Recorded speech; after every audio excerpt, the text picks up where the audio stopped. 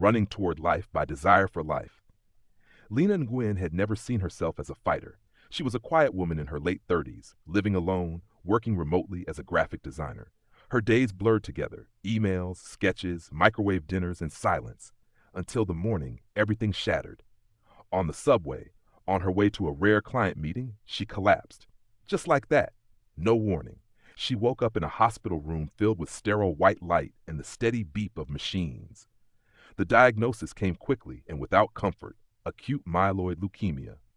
The doctor spoke gently, but the words were like thunder: aggressive, rapid, limited time. She thought of calling someone. But who? Her mother had passed. Her closest friend had moved overseas.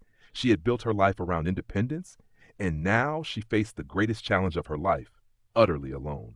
Treatment began: chemotherapy, bone marrow biopsies, infections, nausea, hair falling in clumps. Her world shrank to the rhythm of IV drips and lab results. Her reflection faded into a pale, fragile stranger she barely recognized. She stopped looking in mirrors. But then something shifted. One late afternoon, from her hospital window on the fourth floor, she noticed a woman jogging on the sidewalk below.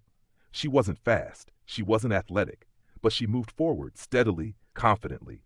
Her t-shirt clung with sweat, her ponytail swayed, and her earbuds kept her company. She looked free. That image lingered in Lena's mind when nothing else could. That night, in shaky handwriting, Lena scribbled in her journal, "I want to run." It began after remission. Her body was weak. Even standing felt like climbing a hill. But each morning she moved, to the front step, then to the corner. Her breath burned, her legs shook, but she kept going. Neighbors noticed. Some waved. One elderly man left a sports drink on her porch with a sticky note: "For your next lap." She discovered a group called Survivors on the Move, a collection of souls like her. Some were recovering, some were still in treatment. All were warriors. There was a woman with a scar like a lightning bolt down her chest, a teenage boy with a prosthetic leg, a father whose wife had passed last year. They didn't run to win. They ran to remember, to heal. 3 years after diagnosis, Lena stood at the starting line of a 10K charity race. Her shoes were worn, her number was pinned with trembling hands, but her eyes were clear. When she crossed the finish line, the crowd blurred into a wash of sound and light.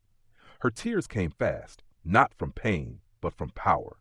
She had made it, not just across the distance, but through the darkness. Now, every Sunday morning, Lena leads a small group at the park.